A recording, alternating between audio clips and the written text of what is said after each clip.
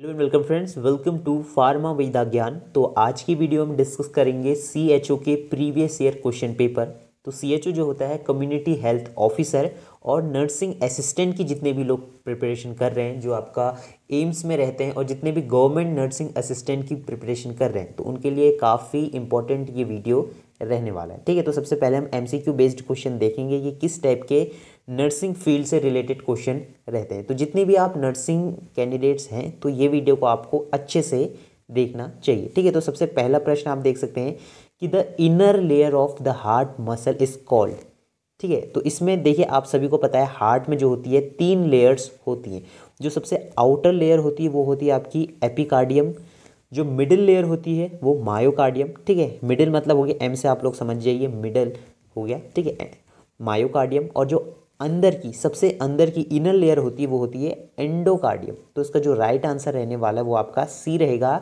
The inner layer of the heart muscle is called endocardium. Next question देख सकते हैं, the tablet aspirin should be administered. ठीक है, तो जो आपका एस्प्रिन रहती है वो आपको किस तरीके से खानी चाहिए? खाना खाने से पहले खानी चाहिए या खाना खाने के बाद खानी चाहिए? तो देखिए जो एस्प्रिन रहती है वो आपको खाना खाने के बाद लेनी चाहिए। ठीक है, आफ्टर फूड, क्योंकि जो उसका डिसइंटीग्रेशन होता है वो आपका जीआईटी ट्रैक्ट में होता है और उसका काफ़ी बड़ा मैकेनिज्म है। तो नेक्स्ट वीडियो में हम डिस्कस करेंगे। अब देखिए थर्ड क्वेश्चन है, hepatitis A is known as.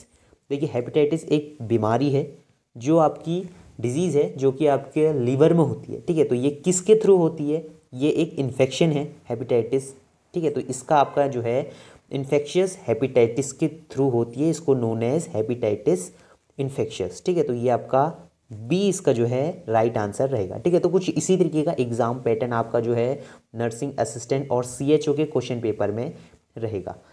Fourth question रहने वाला है, an informative written concern is the responsibility of. तो किसकी रिस्पॉन्सिबिलिटी आपकी जो है कंसल्ट करने की, मतलब जो सलाह लेता है वो कौन लेता है? वो आपका नर्स सलाह लेती है। किससे? डॉक्टर से। ठीक है, अब ये क्वेश्चन ऐसा आएगा कि जो प्रिस्क्रिप्शन है वो कौन लिखता है? तो वो आपका डॉक्टर लिखता है और जो दवाई देता है वो आपका फार्मासिस्ट देता है। ठीक है, तो फार्मासिस्ट आपका जो है प्रिस्क्रिप्शन को देगा। इसके बाद है आपका नेक्स्ट क्वेश्चन। तो फिफ्थ क्वेश्चन रहेगा, the sign of pulmonary consolidation are all aspect. ठीक है, तो पल्मोनरी जो कंसोलिडेशन होता है वो आपका जो आपके फेफड़े होते हैं। ठीक है, फेफड़े जो होते हैं आपके वो काफ़ी ज़्यादा, मतलब उसमें ऑक्सीजन का जो एयर पैसेज होता है वो आपका सिकुड़ जाता है। तो किसके कारण होता है? वो आपका जो सी है इसका राइट आंसर ईगोफोनी करके जो इसका राइट आंसर रहेगा। ठीक है, तो ये इसका राइट आंसर है। इसके बाद है सिक्स्थ क्वेश्चन, द प्राइमरी, ठीक है, initial symptom for a patient with a pre formative जो आपका अल्सर रहता है। ठीक है, तो अल्सर ये कौन सा वाला है आपका? Duodenal ulcer is. तो किसके तरह जो सबसे पहला आपको अल्सर में जो महसूस होता है वो क्या होता है? मतलब जो सबसे पहला सिम्टम जिसको हम कहते हैं कि क्या होता है?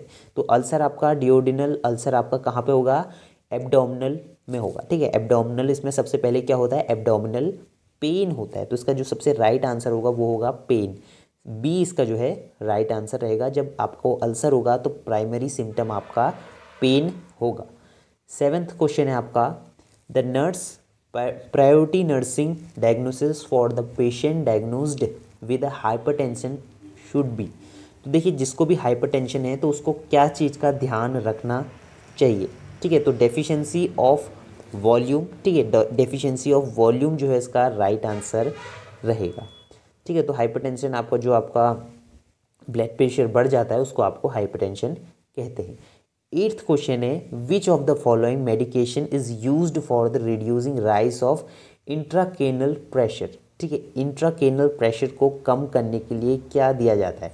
देखिए इंट्राकेनल प्रेशर, देखिए क्या होता है, जो आपके ब्रेन में जो आपकी नर्व्स होती हैं उनमें अगर प्रेशर बढ़ जाता है तो उसको इंट्राकेनियल प्रेशर कहते हैं। तो उसके लिए जो मेडिकेशन दी जाती है वो आईवी के थ्रू दी जाती है, जो होती है मैनीटॉल। ठीक है, मैनीटॉल जो होती है आपकी आईवी के थ्रू आपको दी जाएगी। इसके बाद है मॉर्फिन इज, जो मॉर्फिन कॉन्ट्रा इंडिकेटेड इन। तो किस में दिया जाता है मॉर्फिन आपका? वो आपको अस्थमेटिक पेशेंट को मॉर्फिन जो है दिया जाता है। ठीक है, अस्थमा। तो बी इसका जो है राइट आंसर रहेगा। तो 10th क्वेश्चन काफ़ी सिंपल है, the basic unit of life is, तो ये है इसका राइट आंसर सेल। ठीक है, तो सेल जो होता है वो सबसे पहली कड़ी रहती है किसी भी लाइफ की, तो सेल से ही हर चीज़ बनती है। ठीक है, जो बॉडी रहती है वो आपका लिविंग ऑर्गेनिज्म सेल से ही बनता है। 11th क्वेश्चन है, the advantage of pen like insulin delivered, ठीक है, delivery device over string includes. ठीक है, सिरिंज से जो आपको दिया जाता है तो उसकी क्या एडवांटेजेस हैं। अब देखिए इंसुलिन कब दिया जाता है, जब जो डायबिटीज़ पेशेंट होते हैं उनको जो है इंसुलिन। तो इसका जो राइट आंसर रहेगा वो आपका एक्यूरेट डोज डिलीवरी, इसका जो है राइट आंसर रहेगा। ठीक है, जो इंसुलिन के इंजेक्शन दिए जाते हैं वो आपके पेन लाइक डिलीवरी डिवाइस होती है जो कि आपको सिरिंज के माध्यम से दी जाती है। इसका राइट आंसर आपका एक्यूरेट डोज डिलीवरी होगा। 12th क्वेश्चन देख लेते हैं, which of the following complication is associated with trisomy. ठीक है, तो ट्राइकोसोमी ट्यूब क्या होती है आप लोगों को पता होना चाहिए। देखिए जब भी कोई पेशेंट सांस लेने में उसको दिक्कत होती है तो उसको एक नली के तहत उसको जो है ऑक्सीजन दी जाती है, और वो ऑक्सीजन मतलब फेफड़ों तक वो आपकी नली जाती है। तो इससे आपको क्या मतलब कॉम्प्लिकेशन हो सकते हैं। सबसे पहला कॉम्प्लिकेशन क्या होगा, जो आपके फ्रेरिंग्स होंगे, जो ट्रैकिया होगा उसको डैमेज कर देती है, जो आपकी उसकी नर्व्स होती हैं वो डैमेज हो जाती है। ठीक है, जो श्वास नली जिसको कहते हैं, वहाँ पे एक ट्यूब के तहत श्वास नली में आपको ऑक्सीजन उससे दी जाती है, तो उससे आपका जो है हिलने के कारण सांस लेने में अगर वो हिले तो आपकी जो लेरिंग्स होती हैं जो आपकी डैमेज होने के चांसेस बढ़ जाते हैं। तो इसका जो राइट आंसर होगा डैमेज टू, जो आपकी नर्व्स होंगी वो आपकी डैमेज हो जाएंगी। तो इसका राइट आंसर आपका डी रहने वाला है।